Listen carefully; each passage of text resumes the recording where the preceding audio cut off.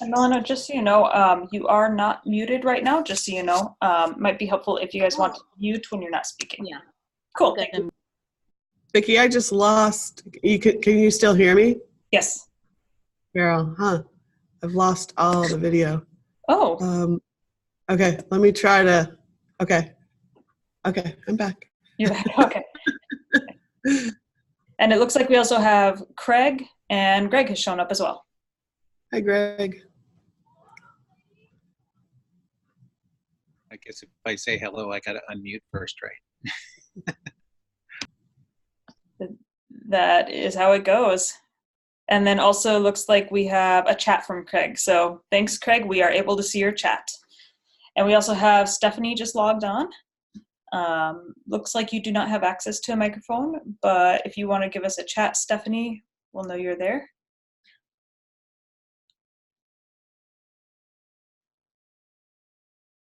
So if throughout the webinar, if you guys have any questions, you're welcome to either like unmute and ask or in the chat. So those are our two options on Zoom to communicate with our presenters, Carol and Greg. So that's why so far I know a couple of you guys have audio that works. And I don't know if you guys want to just give it a few more minutes to see who else shows up. Yeah, okay.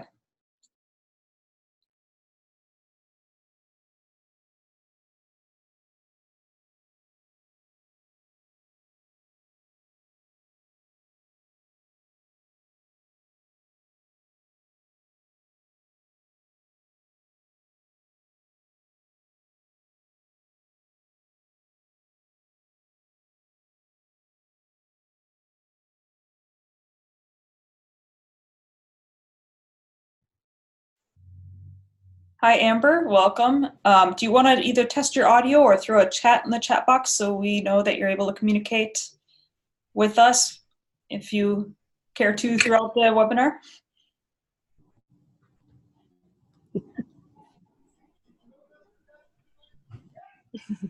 Or give us a really big smile, that works too. Yeah. Hi. There you are. Okay. Hi. Hi, Amber.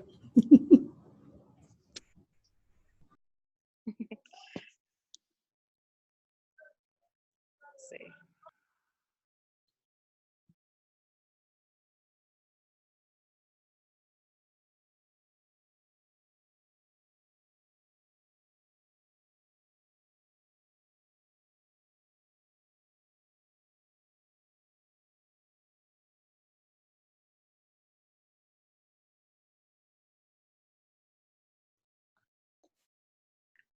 It is 4:15 and these sessions are only an hour long. So if you guys don't mind, maybe we can go ahead and get started so you guys don't lose precious time.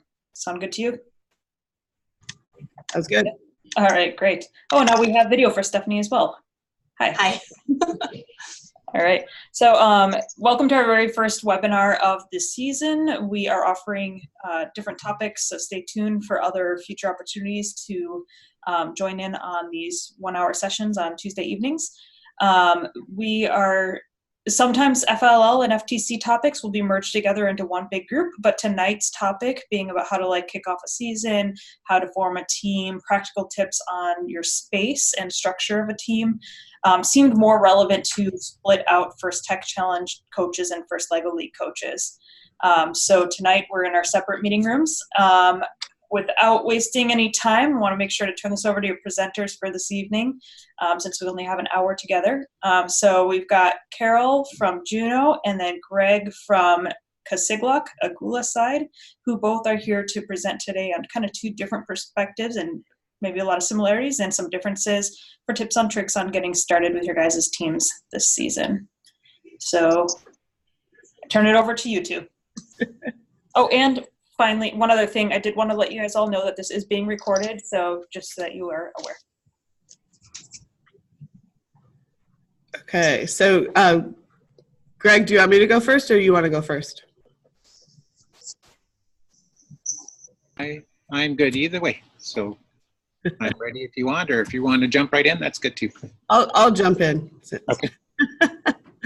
Okay, so let me share. So we've also got Amber here, and so she is also co-coach. So she might want to pop in as well. Okay, I'm going to share. All right, can everyone see the slide of the pink girls? Yes, okay. All right, so we're from Thunder Mountain High School, and we started 12 years ago with just one team. The high school at that time had about 400 students, and it was pretty easy to get 10 of them to come and do robotics. We grew, and we now have 5 teams, although this year we may only field 4. But the team that you see here is an all-girl team, and they are one of the teams that made it to state. So we were asked about material management, space, and establishing teams. So starting with material management, so I've got all your pictures over here that are on top of this picture. Can you guys see this picture, or is it cut off? It's okay? It's cut off. I can actually speak to that. You guys can actually adjust the view on your screen on the right-hand side where you see everybody's videos. There are options where you can collapse those in so that you can see her pictures. Like I have a bar and then a square, a rectangle, and tile view. Yeah, and you can hide the whole thing too, I think. So anyways, so yeah, if you can rearrange your little icon so you can see, this is our material management. It's kind of non-existent. We do try to do an inventory at the beginning of each season. We look to see, we know there's certain parts that we're going to need, and if we have 5 teams, then we know, we'll need this many of this part. We do have multiple teams, and they do share parts. It's actually helpful to have, when we went from 1 team to 2 team, our troubleshooting time went down exponentially because we could just swap out a part to see if it's, is it the part? Is it the wire? What's going on here? When we just had 1 team, it was kind of tough to do that. One thing we try to do is test all the motors at the beginning of the season, and the ones that aren't working right, we have somebody try to maybe fix them or rebuild them. But you want to make sure you have enough motors and good motors at all times. And the other thing for material, I just have whoever the lead builder is, they usually know when they're getting low on something, and they'll let us know that we'll need to put in an order soon. Amber, do you have anything to add? No, I'm good. You're good so far. I got to see what else you're going to say. Okay. All right. Space. This is, we have, in our school, we have a commons area, a small commons area at the end of each academic wing. And so we have what's called the Purple Commons, and it's big enough to set up the field, and then each team has their own table. So you can see the all-girl team back here. We've got another team here, another team over here, and then 2 more that you can't see. And if you know Becca, this is her son Dalton that came to visit one day. Issues with that, the setup and cleanup time is really time intensive. So if you don't have a dedicated space, you are spending a lot of time setting up and cleaning up. On the other hand, we're out in the open, and so people going by, it's a good recruitment tool. People go by and wonder, what are we doing? And teachers will come in, and the kids will really enjoy explaining their process to the teachers. Your space has to fit at least a 12 by 12 foot field plus other space.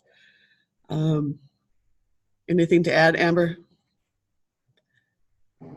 I'll listen to you until you're done, and then I'll add. Okay, then you're going to jump in. I'll Okay. listen.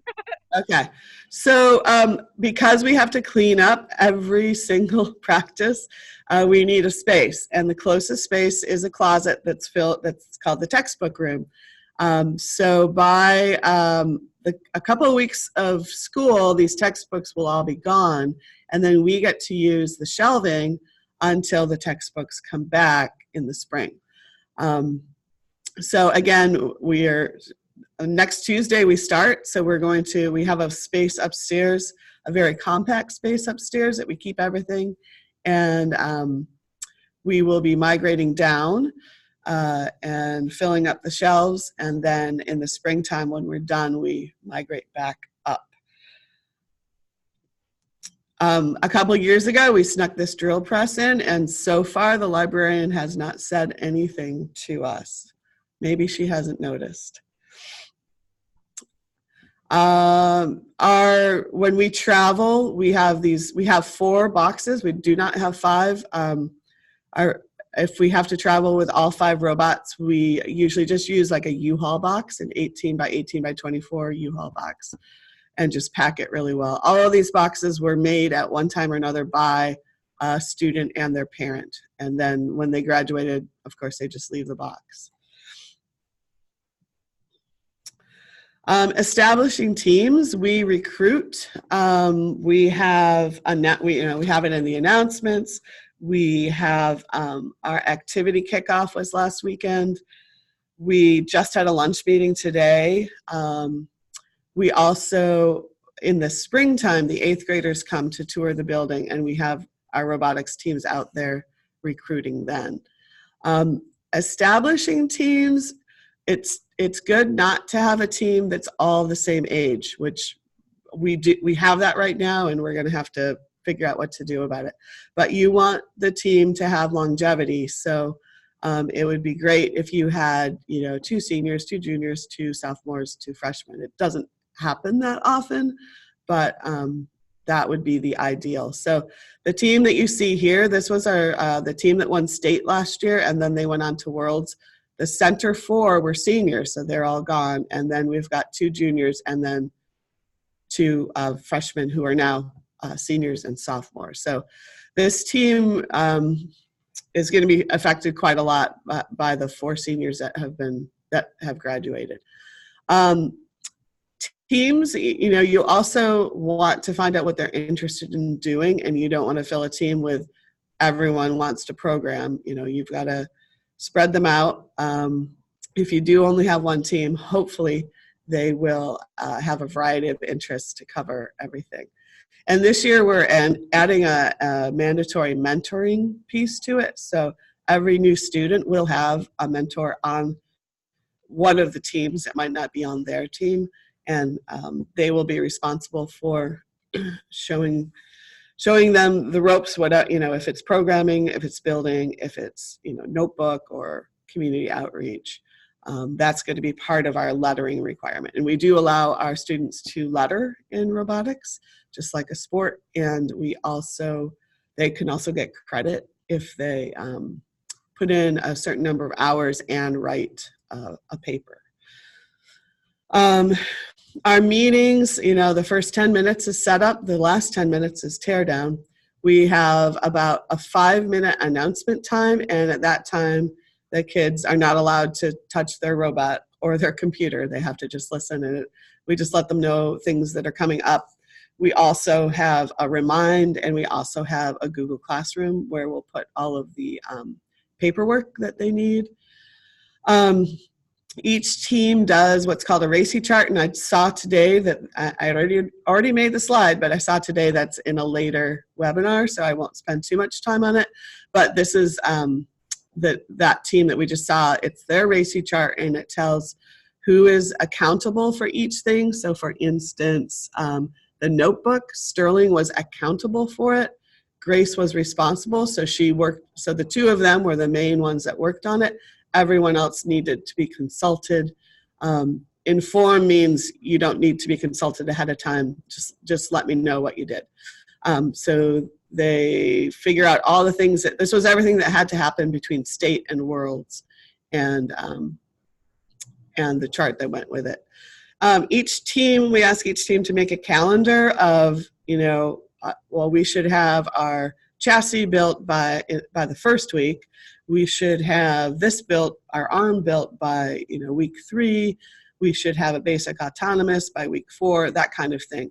And that goes into their notebook, but it keeps them on track, hopefully. And then everyone participates in the notebook. We're going to change it a little bit this year and try to go electronic a little bit. Our kids really still like to do the handwritten notebooks, and I've always stuck with that because it is an engineering notebook, and you're not supposed to be able to, pull an all-nighter and do an electronic one the night before competition. So, but ever since the electronic notebooks have come out, we have not done that well in competition with our notebook. So I think this year we're thinking that each team is going to keep a Google Doc, and then before they leave practice, everybody logs in and writes. We'll have different parts to the Google Doc, and like programming, engineering, etc. And everybody has to put an entry in every day. And someone will be responsible for compiling all those, but yeah. And I think that's the end of my presentation. These are our 3 teams that made it to state. The two of the teams won the robot competition, and the girls won the judges award. Okay, Amber. Okay. No, I think that's good. Although I could report that Kate, who came and talked to us from, oh my goodness, Schrodinger's hat, who did go win Inspire, so that includes her notebook at the world competition. Right. She did do a handwritten notebook. So as long as you do those well, I think we just haven't been also really leaving enough space for certain things, so the kids skip them out, and right. So there's some difficulties with those ones, but they can be done really well. Mm-hmm. Other than that, no, you did good. All right, I'm going to stop sharing, I think. Oh. I've lost it again. Do you want to leave this meeting? No, I don't want to leave this meeting. It only gives me an option to join the meeting. I don't know what's going on, Vicki. You're still here, though. I'm still here. Okay. Maybe if Greg takes over, I can get back in. I don't know. I am not seeing an option for me to manually stop your sharing. Okay. I'll keep tinkering with that, though. Wait. Greg, do you? Oh, wait, I don't want to, resume share. I don't want to resume share. Do you guys see my screen still? Yes. Yeah. No, that's too bad. What if I do new share? No, it's not what I want. Oh, stop share. Okay, there you go. All right. All right. Thank you, Carol. And then let's go ahead over to Greg, and then once Greg's done with his presentation, everybody in the group can feel free to ask questions, but that way we can get through both presentations. That sound okay? Yeah, okay, great. So Greg, take it away. All right, let me see if I can find mine now, because it's not showing up like I was expecting it to. Here we go. You probably see my whole desktop now, right?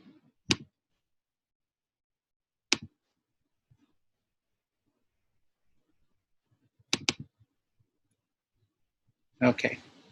Can you hear me okay? Okay, good.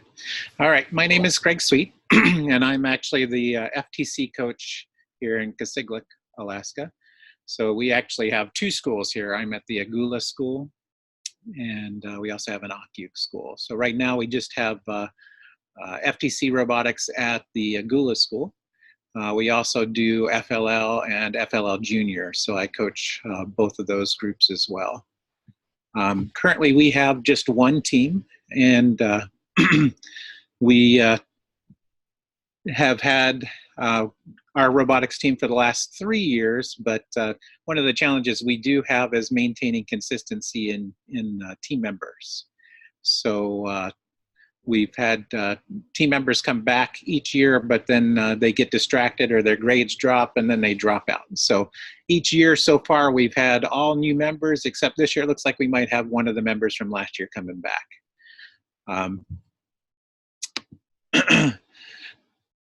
We're talking about establishing teams. So here, the one thing that's kind of unique in the village schools, I believe, is that a lot of the kids, they want to travel. So because of the opportunity to travel, we usually don't have any problems with recruiting. Sometimes we get a lot of kids that sign on. Our biggest challenge is robotics. In the past, the meeting schedule has conflicted with sports programs. So a lot of times we'll get a lot of kids sign up. I think we had like 15 kids for our first FTC meeting last year. And then by the time sports started, we were down to 7. And then shortly after that, we were down to 4. So the sports has been the biggest challenge in the past because it's conflicted with our robotics. This year, we're kind of doing things a little bit different. We're trying to schedule our robotics meetings before the sports schedule, and then sports happens after the robotics meetings. So we're hoping that kids will stick with it a little bit more. The reason they kind of tend to go towards sports is they have more opportunity to travel with sports than they do with robotics, because we have the qualifier event, and then we have the state event, and so they have 2 opportunities where with sports a lot of times they might get half a dozen to a dozen times they'll actually get to travel. So so hopefully with this adjusted meeting schedule, we'll actually be able to hang on to more kids for longer. We do base their eligibility to participate in the team based on academic achievement and classroom behavior. So they have to maintain grades and they have to maintain good behavior in order to continue being part of the team, just like they would in a regular sports program. We do work with the students to maintain eligibility. So if their grades fall, we usually will let them either work on homework or bring their homework to the team meeting, try to keep them in the meeting space so that they stay involved. But then if they get too far behind, there's other additional opportunities that we get them involved in to get their grades back up again.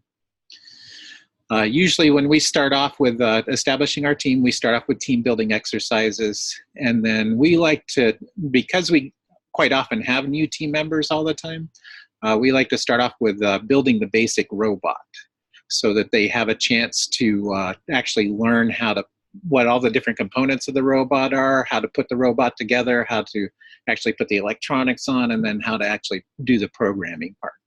So while we're waiting for the challenge materials to show up, did you have a question, Carol?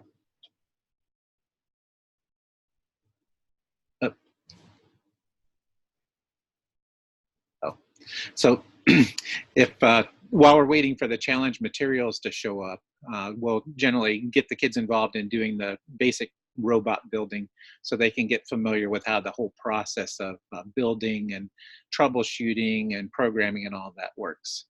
And then hopefully by the time the challenge materials get here, they'll have a good start on how they want to modify the robot from there to be able to make it work for the challenge season. So once the challenge stuff gets here, we'll usually review the challenge, and then we'll actually start working on, we'll choose that one autonomous objective for the students to start working on so that they can make sure they can, usually the tele-op part seems to be the easiest part for the kids because they set that up once, and then if they have to add a motor or something, then they have to modify it a little bit. But the autonomous probably is the one that they have the most challenge with doing the programming part on. So we choose one, start there, and then kind of expand from there if we have more time available. Okay, as far as material management. Our remote location makes quite a few challenges for us. So we get all of our mail on an airplane. And so a lot of times weather factors in, distance factors in. There's a lot of things that affect our ability to get parts and supplies. We do have a hardware store here, but the hardware store has kind of limited access to stuff. So it's really important for us when we're starting out to kind of pre-plan a lot. So we have to make sure that we have a lot of kits and extra parts available. So we usually try to get in extra phones and electronics, because a lot of times motors give out, electronics give out, and if it's the only one you have, then you're kind of dead in the water for a couple weeks until you get something else in. So it's real important for us to have extras of everything that we're using. Our district, we're kind of lucky in the fact that our district provides the initial field, the initial kit of parts. They also provide the challenge-related field components, and they provide us with $500 for parts and equipment each year. So for the majority of things, we actually, the district is paying for everything on it.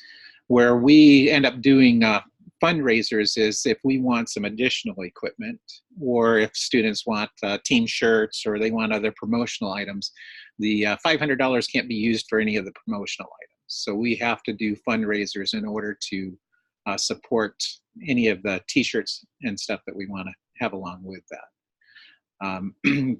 Fortunately, we have lots of opportunities here where the kids will do basketball championships and tournaments and stuff, and they can earn quite a bit of money by sponsoring one of the tournaments here.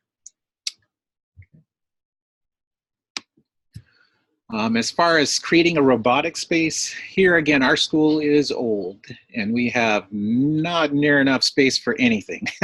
So right now, I'm upstairs in the attic doing this web presentation. You can probably see all the stuff behind me. That's the only space I had available that was quiet today to be able to do the webinar. So for us, all of our parts and supplies, we put them in mobile cabinets. So you can kind of see an example of that in the picture there. It offers us the flexibility to move to any available classroom space that's available. So quite often, like we've had our first meeting this year, and we were able to hold it in a classroom that we're hoping we can continue to hold our meetings in that classroom. But with everything that changes constantly, last year we found ourselves moving between about 5 different classrooms. So we don't have really a dedicated space anywhere to set up a field either. So whenever we want to actually test something out, we'll usually set up parts of a field, or we'll set up kind of a scenario in the room that we're in that we can duplicate what the field might look like, so that we can do the initial testing and programming. And then if we need a field set up, like a full-size field, we'll usually try to schedule it for either after school hours or for early release days or on the weekends. And then we can set up a full field and then use it for a day or two. And then unfortunately, a lot of times we have to tear it back down and for school the next day. So one way that we continue to try to keep information flowing and updated is we actually have an information board for robotics, and I didn't get a picture of it. We're still kind of updating it right at this point. But we have a board that we keep track of all the robotic stuff on, that we try to keep updated with what's happening and where we are on a given basis. So, and that's about it. So if anybody has any questions.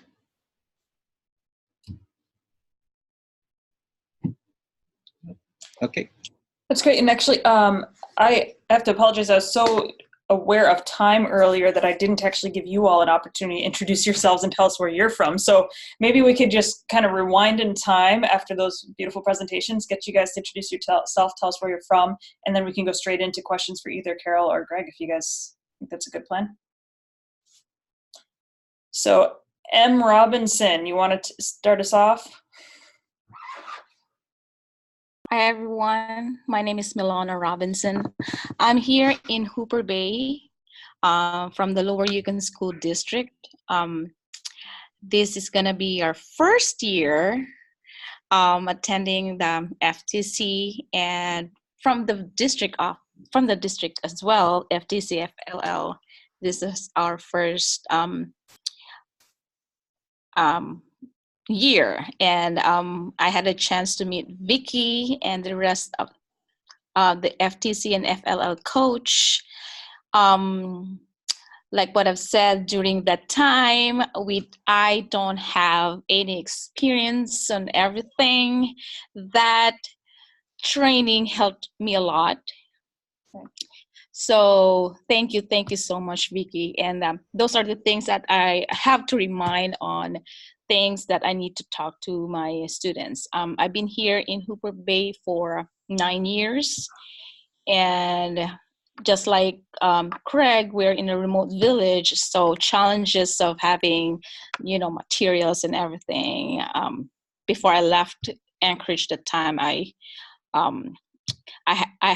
shopped tons of stuff, like storage stuff, materials in hand, because I know that's going to be the challenge that I'll be facing, because I want to make sure to get ready for somehow. And Amazon is our best friend here. So most of the stuff cannot be shipped. So those are the things. So yeah, I have a question with regards to engineering notebook. I know it was introduced during our training this summer. Is there any rules that we needed to know with regards to electronic engineering notebook? Rules and guidelines that I can see for having the engineering notebook? I am going to look up a document real quick and add it to the chat. There is a document in the First Inspires resource library that guides in presenting you with any specifications and requirements they have for the notebook, as well as best practices. There was some discussion between Carol and Amber whether or not to go with electronic versus the handwritten kind. They are both allowed.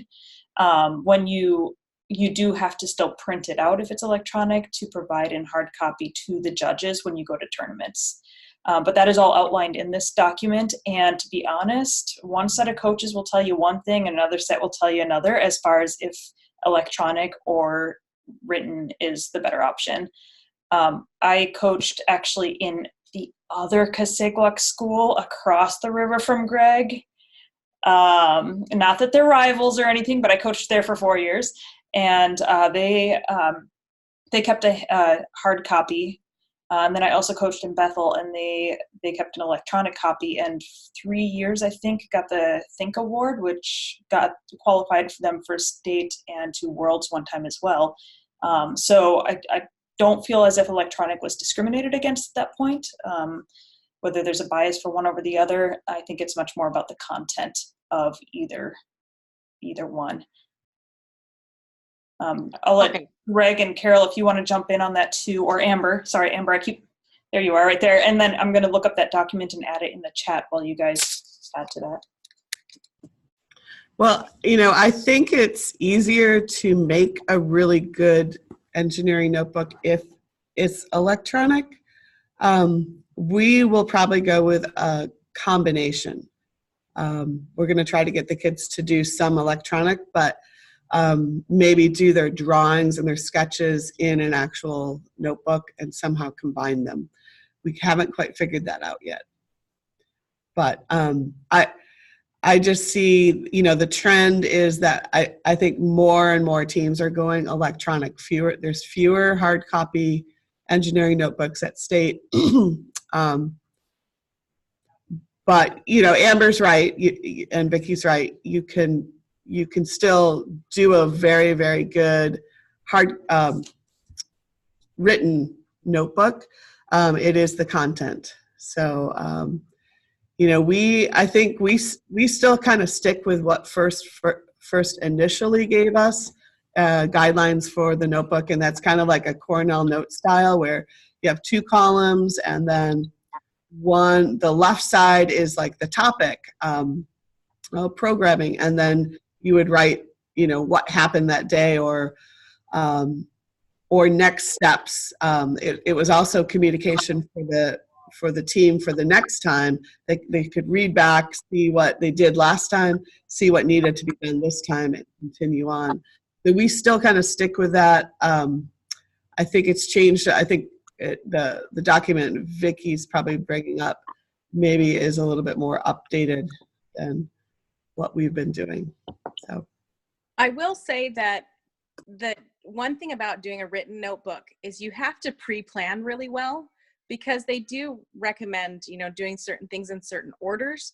And if you haven't pre-planned exactly how you're going to do it or how many pages it's going to take to introduce your team, and say someone comes or someone leaves, then it's really difficult. You're like shoving pages in there or trying to glue something in or a flap, and those don't really, you start running into things that don't fit in the engineering notebook rules, because they do have some rules for blank spaces and how to add pictures and things like that. And what Vicki's pulling up is a whole outline that talks about what needs to be included. And so in your notebook, all you need to do is make sure to do what needs to be included. After that, you do whatever you can. You look at other people's things and you look at examples. With the electronic notebook, it is a little bit easier to go, oh shoot, I need to add another person to my team, or 3 people just quit from my team and I don't want to go to state showing that we have these 7 people and 3 people just quit, or they quit a month or 2 before, so they're not even very involved. So you want to be able to take them back off, and so it's easier to do that with your thing or to explain why somebody left in electronic one than it is to do it in handwritten one. Which I want to add technically makes it not an engineering notebook anymore, because you've changed it, which is my whole thing. We have some quips on the name engineering notebook, because it really isn't a true engineering notebook.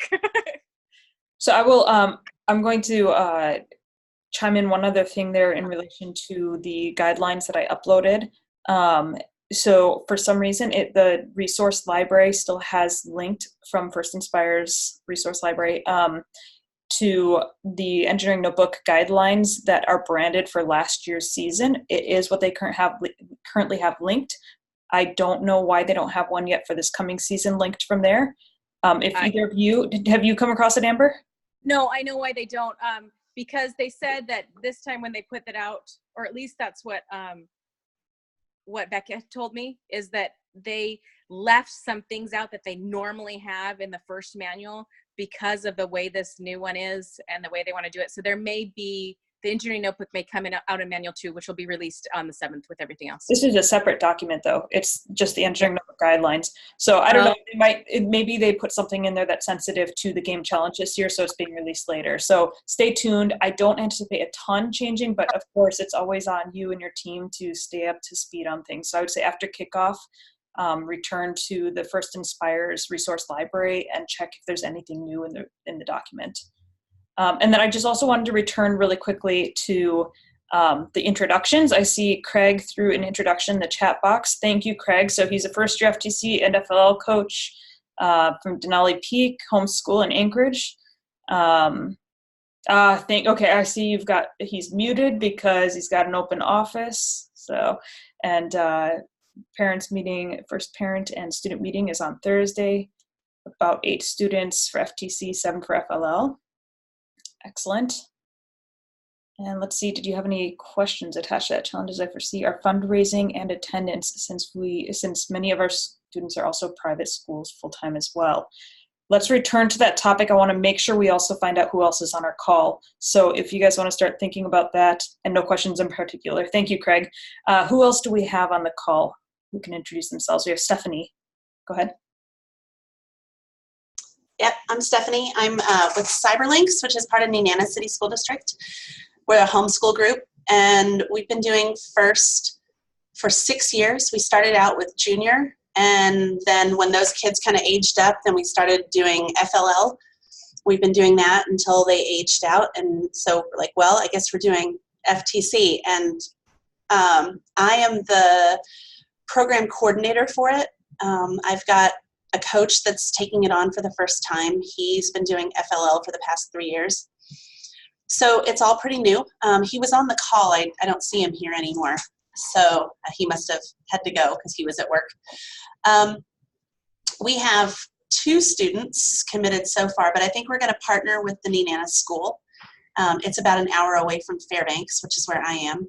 And we'll probably drive down there because they have a shop for building, and they also have an empty classroom that we can set up a practice field on and leave it in place the whole way. And then we can also involve some of the kids from the boarding school that's there in Nenana. So I don't know, we're a rookie team, and I'm sure we'll have questions, but I don't even know what to ask today. So that's it. Excellent. Thank you, Stephanie. And now you also have a couple of great resources here. You've got Carol and Greg and Amber, and then you're also welcome to ask me questions. And I actually realize now I never even introduced myself. I'm Vicki Nicodomo. I'm the K-12 STEM Outreach Coordinator and Marketing Specialist here at the UAA College of Engineering. I have experience coaching FLL and FTC and now FRC as well. So you guys are welcome to direct questions to me. I've coached in rural communities is mostly my experience. So with that same tiny hardware store that Greg was referring to. Can you put your contact information in the comments? That is a great idea. Thank you. So I'll put my information in there, and then Carol, Amber, Greg, you guys want to do the same? Thank you.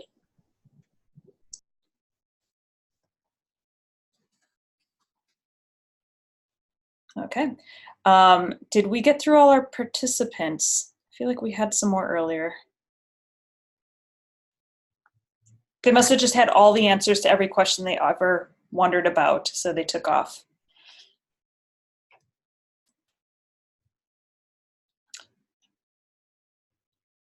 Okay. Well, I think we did all of our introductions, so if you guys would have other questions, feel free to ask away. I don't know if anybody had thoughts on Craig discussing concerns about fundraising and attendance, or if anybody else has other questions. Well, I can talk about what we do for fundraising. Our school does not help us at all, except for they pay the $275 registration for 2 of our teams. So the other 3 we have to pay. Kits, supplies, shipping, everything we have to pay. Travel, we have to pay everything. So we have a couple of main sponsors. One of the Greens Creek Mines, Hecla, and Core Alaska are probably our steadfast. They will always provide us with $1,000 to $2,000 a year. Then we take advantage of any kind of like bake sale that we can do. We have parent-teacher conferences in October, and our kids will set up a bake sale so that when the parents come in, hopefully they'll buy. We usually make like $700, I think, from that. And then the day before Thanksgiving, we do a staff pie auction. And oh, sorry, hang on.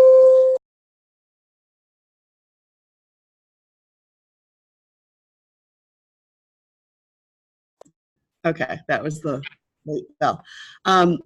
So we do a pie auction that raises about $600.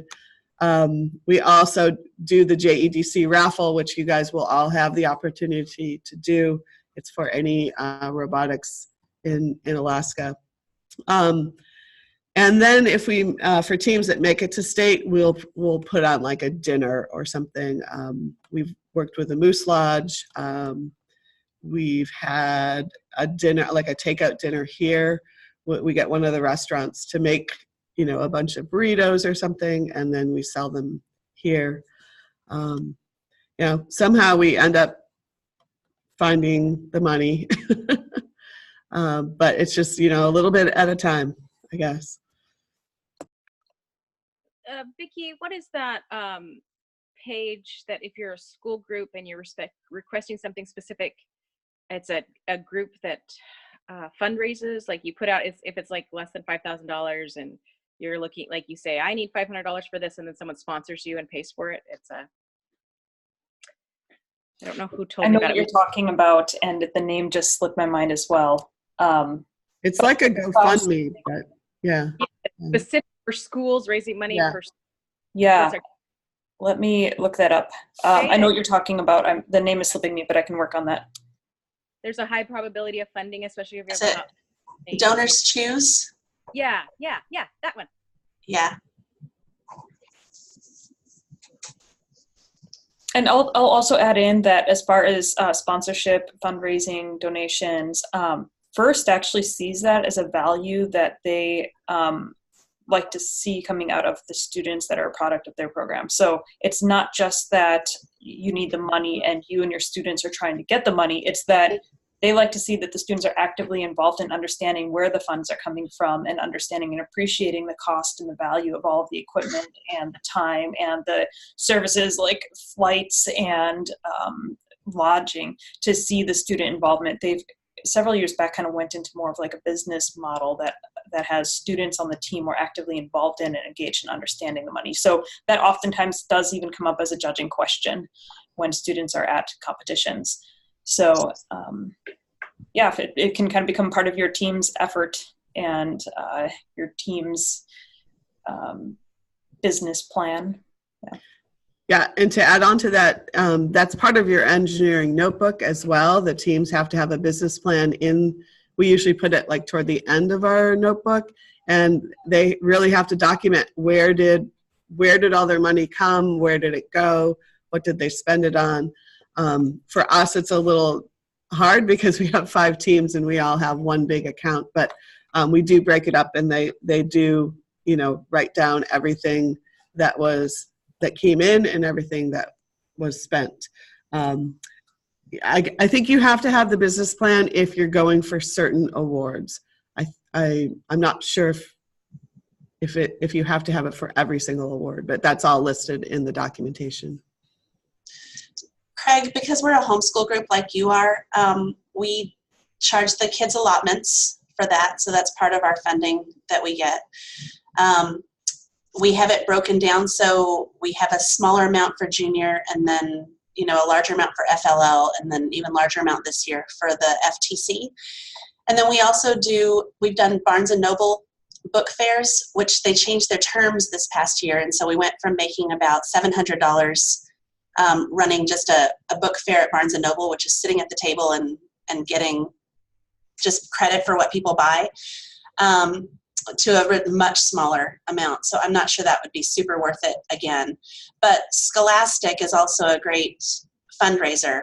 And having the homeschool groups, if you do it in November or so, then you can really hit Christmas presents and things like that, because they can also, again, charge to their allotment, and then you guys will get the commission money back from all of that from Scholastic.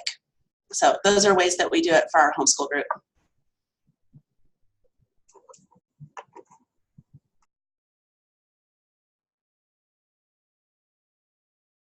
And we have about 15 more minutes left, so great questions happening so far. Kind of going back to the theme of today's being forming teams and spaces, classroom spaces. Any other kind of logistics, details, questions, tips? You guys already have your teams formed? Do you have students interested? Do you have spaces and equipment? How are you guys doing on all that? Our school started last Wednesday, and it's kind of like kids are not yet settled in. So I'm supposed to have a meeting yesterday, but there's still another activity that we had, and we had, last week also we had set activity like what happened in the village that affected the plan. So hopefully by Thursday, we have so far I have 7 kids that are interested, mostly boys. So I'm trying to find out also for the girls. But we'll see. We'll find out. Hopefully, crossing my fingers. And yeah, if you're also planning to, our team is we would like to be mentored. So if we can set up Skype activity with that, we would like to have that. So. Excellent. So got a team asking for mentorship. There you go.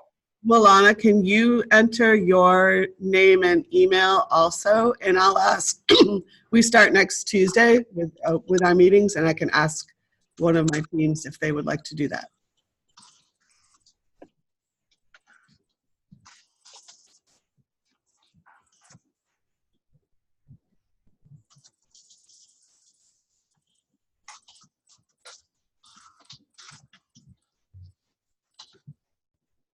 And I will say that when one of my personal experiences coaching robotics is with FTC specifically is when school starts, you don't have this year's mission. The challenge hasn't been revealed yet. So this is actually a really unique time for you guys to start forming your team and starting like icebreakers with students, even just social events to get students to bond and start. I can tell you that almost every year, the robotics teams that I coached felt like family at the end. They jokingly called each other brother and sister. They called me mom, which I had mixed feelings about. So they created a really strong bond.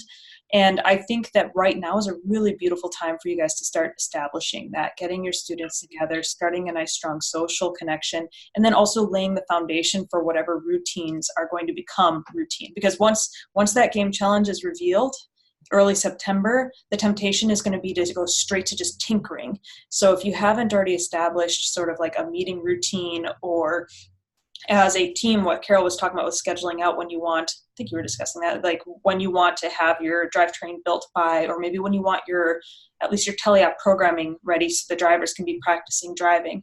If you guys don't already have that laid out, the big picture as a team, I think the temptation is to go straight into game challenge and forget all the other things that students should be and hopefully are focusing on as well. So even talking about the fundraising.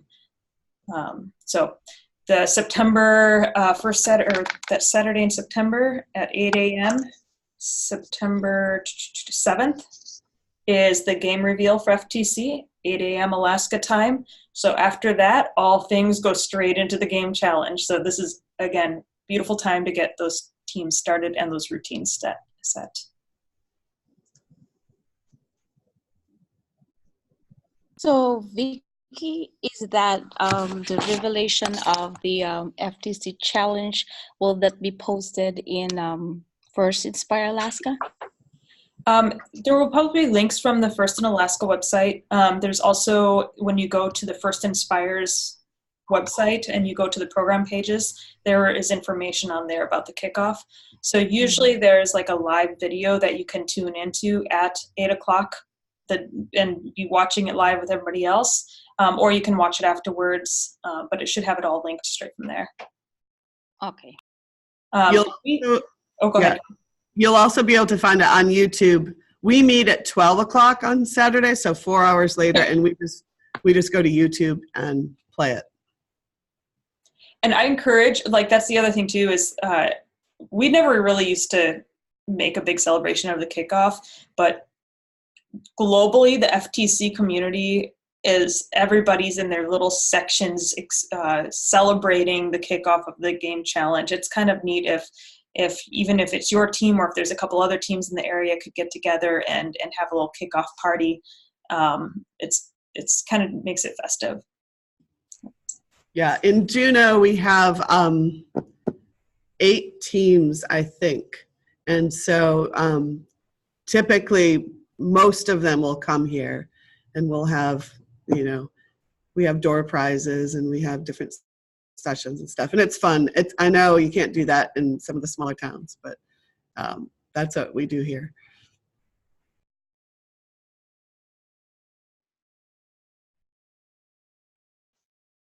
Other questions, thoughts?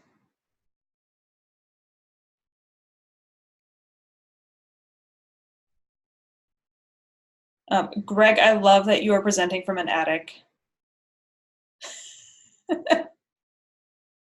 It definitely makes it real. The whole season is usually pretty much a challenge to find a good space to do everything in. So we actually set the field up here in the attic one year, well, actually half the field, because we could only get half the field set up. But then found out it didn't meet fire regulations, so we had to take it down. So we've been all over the school. And do you have any, Greg, do you have any tips for I've got to go pick up kids from school, so take care. Bye, Stephanie. Thanks. Greg, I was going to ask, do you have any like routine that you get your group into before kickoff, or? Because they're typically all new, usually we'll start off, we'll have some sort of team building exercise. Like we'll either do like an interview where we have a couple of people interview each other and then they share what they learned about the other person, or we'll have some sort of exercise where they have to work together as a team to build. Like last year we did a card house. So they had to build the tallest, sturdiest card house. And so we'd like to do the team building part up front, kind of get them used to working together. And then a lot of times we'll do the build the basic bot from there, because so far everybody's pretty much all new. And so they haven't had any familiarity with the parts or the motors or the software or any of that. So usually once we get into kind of getting introductions down and getting people comfortable with each other, then we'll go into building that so they get some experience of what they're up against for the season. So.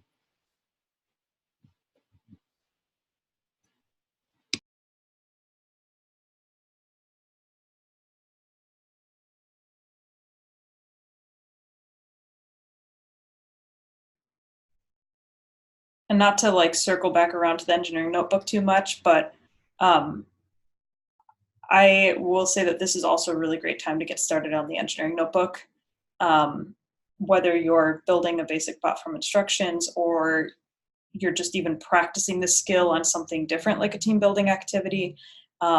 Earlier it was mentioned, Carol, you mentioned doing a Google Doc this year where everybody's responsible for filling in a portion of the notebook. And that's actually how, with the Sun Chasers, the 3792, a team I coached in Bethel, they actually created, their Google Doc became the team structure as well, or the meeting structure. So we would come together at the beginning of the meeting and they would create in a table, like the guide recommends, where it's your tasks and your reflections, but they would create as a team, what are the tasks we need to accomplish today in this meeting? And then they would outline those, and then who's going to take charge of those things, and they would assign initials to those tasks. And then they would break up into work time. And then at the very last, depending on how savvy they were getting at engineering notebook, for the last 15 minutes, we would reconvene and everybody would log into Google Docs. And they would, on the rows of tasks that they signed up for, they were responsible for completing reflections on that, and then uploading any, like if they'd done sketches, or if they had maybe created an arm for a robot, they would take a picture of that and upload it and maybe annotate it. And so they were responsible for reflections on their tasks. But what that created was a sense of opening and closing to a meeting if it was heavily work focused, where it kept everybody on track with what your intent and purpose was for the meeting, and whether or not we hit that target, and if we need to carry that work forward into the next meeting or not. So that's something that I like to try to start before kickoff as well, because once again, as soon as you start seeing the game challenge, students are going to want to just work up to the very last minute and neglect the notebook. The notebook is a requirement, and having a robust notebook is a requirement for most, if not all, judged awards now. So it's a really valued component, and not that you just simply have it as a ticket and a checkbox to say, yes, we qualify, but that it actually be a robust use of the notebook. So it's another thing that as you're forming your team, can be something to be practicing.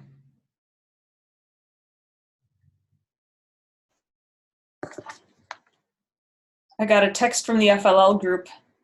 They finished early. I think we might be finished early too, unless there's other questions.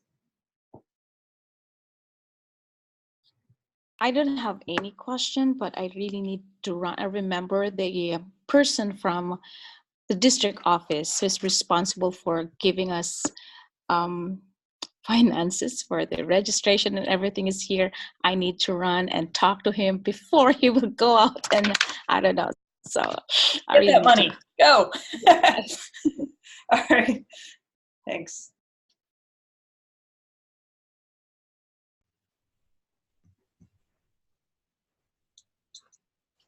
All right. It looks like Craig's taking off too. So I guess that wraps our first session. Okay. Thanks, Vicki. Thanks, Carol. Thanks, Greg. Thanks, Greg. Thank you too.